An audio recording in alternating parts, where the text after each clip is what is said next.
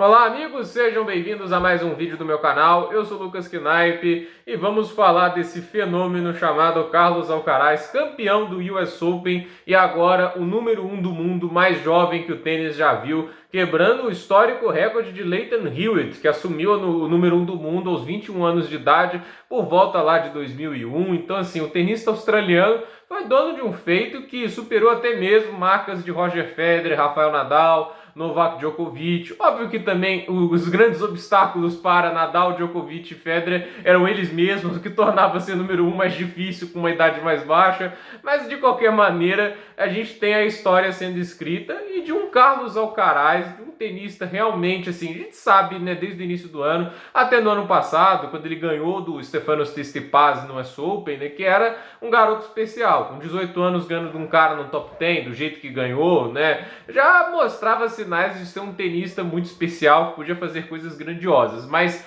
é impressionante como essa ascensão foi meteórica, né? No Australia Open já jogou um tênis extraordinário, foi parar para o Matteo Berrettini, que também jogou muito tênis, né? O Berrettini, quando joga bem, é um tenista realmente especial também, e é um cara de mental muito sólido. E para ganhar do Alcaraz fica muito nítido que você precisa ter a mente no lugar. É assim, quando ele tá no mau dia, às vezes isso acontece. Tipo, o Sebastian Korda ganhou dele, não é o cara lá mais equilibrado, mas acabou acontecendo. Mas acho que esse foi o ponto fora da curva nessa temporada. E assim, o cara foi lá, conquistando o torneio, ser campeão no Rio de Janeiro, ele foi campeão em Miami, campeão em Madrid, foi Madrid, né? Roma foi o Djokovic, né? E assim, no Roland Garros acabou caindo nas quartas de final para o Zverev, que teve uma atuação espetacular. O Wimbledon ainda mostra que a grama ele tem um processo de aprendizado grande, perdeu para o Jannik Sinner, e ele vinha sem títulos desde Madrid, né? Ele teve uma sequência aí não tão positiva, não foi bem no Masters 1000 de Toronto, de Montreal, na verdade, né? Toronto esse ano foi realizado o WTA, e ele acabou perdendo para o Tommy Post logo na estreia. Nem Cincinnati melhorou, mas perdeu para Cameron Norrie. Então assim, o Alcaraz veio para essa Open claramente como um dos grandes favoritos, mas ainda assim ele veio com aquela certa desconfiança de não estar ainda naquela regularidade toda, mas ele foi bem nas primeiras rodadas, derrotando o Baez, o Coria, o Brooksby, mas das oitavas de final pra frente veio pedreira, né? O Marin Cilic nunca é um tenista que você quer enfrentar no Grand Slam, ainda mais quando ele saca bem. Não foi nem tanto o caso. O Cilic, ao meu ver, ele sacou mal, pelo que a gente está acostumado a ver do croata, mas ele jogou muito bem no fundo de quadro e o jogo foi para 5 sets. Chegou a ter quebra acima no quinto set o Marin Cilic, mas o Alcaraz conseguiu voltar. Contra o Jannik Sinner, Sinner teve match point no quarto set. O cara estava perdido e falou onde eu saco pro Carlos Ferreira, né, seu treinador, que também foi campeão de Grand Slam. Não lembro se foi exatamente no US Open ou foi em Roland Garros. Ele fez a final em 2003 contra o Roddick, né? Mas o fato é que assim, o Alcaraz estava meio que perdido no jogo, mas conseguiu dar a volta por cima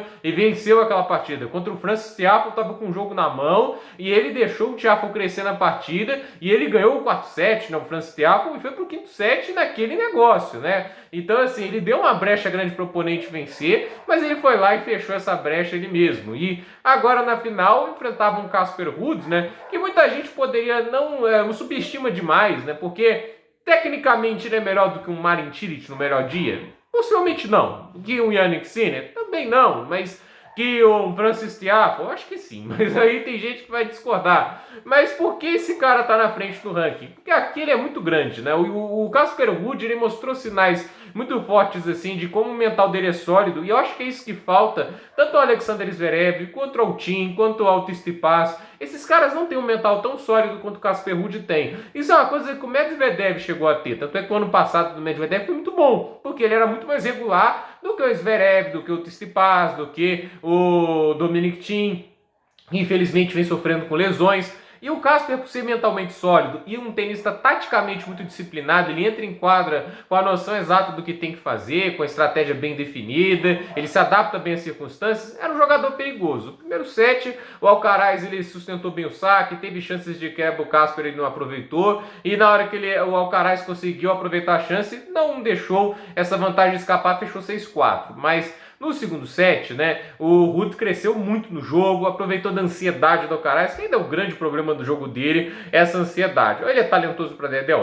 Pra caramba, né? O que ele faz ali com backhand, forehand, de qualquer tipo de golpe, impressiona bastante, mas eu acho que talvez até por isso, por ele ser tão confiante, que ele acaba exagerando na queda Inclusive até no game que ele fecha o jogo, né? Ele vai bem no game? Vai, mas tem dois erros ali que teriam sido pontos, né? Se o cara tivesse um pouquinho mais de assim, paciência, né? Porque ele joga um forehand muito para fora, erra um smash que não estava tão difícil assim. Então assim, essa ansiedade dele é um problema grande que quando os jogadores sabem explorar, os jogos se alongam e viram problemáticos, ainda no componente mental, entende? É aí que ele perdeu muitos jogos, assim, muitos não, porque ele só perdeu 9 jogos na temporada, que é assustador também. Mas é aí que ele perdeu vários dessas partidas, né? Só em algumas a gente viu o oponente realmente muito superior, como foi o caso do Jannik Sinner naquela vitória dele em um desses torneios de Saibro que aconteceu recentemente. Mas o fato é que o Ruud cresce no jogo e o terceiro set é o fiel da balança, como foi naquela semifinal em Roland Garros entre Djokovic e Nadal. Aquele terceiro set era muito decisivo para a partida, ele estava tão duro, tão equilibrado, né? Óbvio que aquele lá, o jogo foi muito mais de alto nível, né? Porque também são dois tenistas que no auge são melhores, mas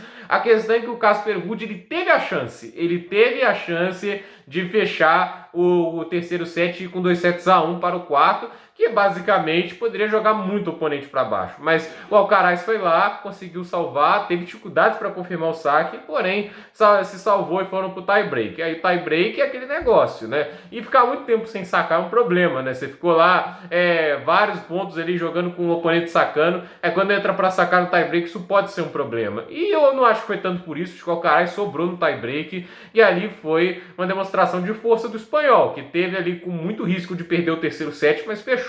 E é claro, no quarto set, o Ruud até começa bem, ele mostra força, resiliência, mas no final das contas, teve alguns momentos que ele teve também sua afobação, o Alcaraz te puxa a jogar mais pro limite, pela agilidade, pelo jeito que ele cobre a quadra, e no final das contas ali o Ruud foi quebrado, ele tentou voltar, né, foi valente, buscou, mas o Alcaraz, ele teve um conjunto de obra melhor nessa partida e venceu por 3-1, 6-4, 2-6, 7-6, 6-3, baita vitória de Carlos Alcaraz, campeão de Grand Slam, antes de Alexander Zverev, antes de Dominic Thiem. Não, Dominic Thiem ganhou, mas eu estou falando bobagem, né? Ele ganhou em 2020, né? 21 foi o Medvedev. E é claro, antes de Stefanos Tsitsipas, ou seja, ele ganha um título de Grand Slam antes desses, muito porque é um jogador que soube aproveitar mais as oportunidades e também, principalmente, ele soube ter mais regularidade e se portar muito bem nesses grandes jogos. Eu acho que é o que mais espanta no Alcaraz ele ser esse jogador que é com apenas 19 anos de idade, né? E tá aí,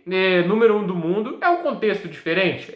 Rafael Nadal não jogou o ano todo. Daniil Medvedev tem todo o contexto da Rússia, que realmente atrapalha muito a carreira dele. Ele teve cirurgia de hérnia, não fez um grande ano. A gente também teve o Djokovic, que não pôde defender 2.000 pontos no Australian Open, 1.500 aí no US Open. Com esses pontos ele ainda seria o número 1 do mundo, né? E não houve pontuação para o Wimbledon. Então, assim, no contexto normal, se tivesse que falar, o Djokovic era o número 1 do mundo, né? Mas esse contexto tá desse jeito aí, e aí sai a oportunidade para vários tenistas. No caso de hoje foi tanto o Casper Ruud quanto o Alcaraz. E o Alcaraz faz merecer. É um dos melhores tenistas desse ano, se não o melhor, né? Eu ainda acho que o Nadal é o melhor porque ele ganhou 2 Grand Slams, né? Ele tem esse peso ainda maior, mas de qualquer maneira é um ano extraordinário para alguém da idade dele, que já tem uma maturidade impressionante. Agora é ver como ele vai gerenciar esse futuro. Esse título quer dizer que ele vai dominar? Não.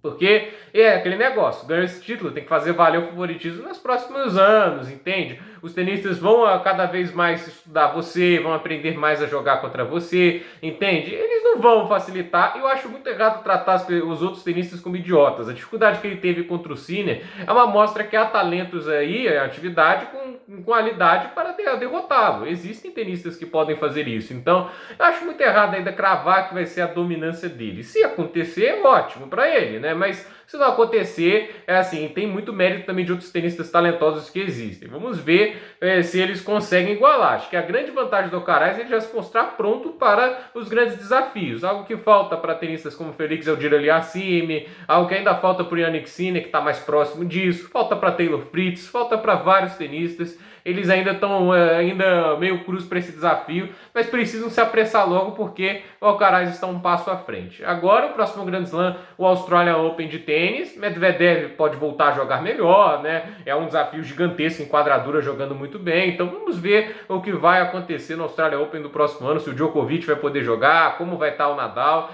Isso vira esse contexto, mas sem dúvida Carlos Alcaraz vai com tudo para cima e esse título no US Open é uma amostra do que ele é capaz de fazer. Gente, por esse vídeo é isso. Dúvida nos comentários, deixe seu like, se inscreva no canal, compartilhe esse vídeo e parabéns a Carlos Alcaraz, campeão do US Open de 2022. Até a próxima!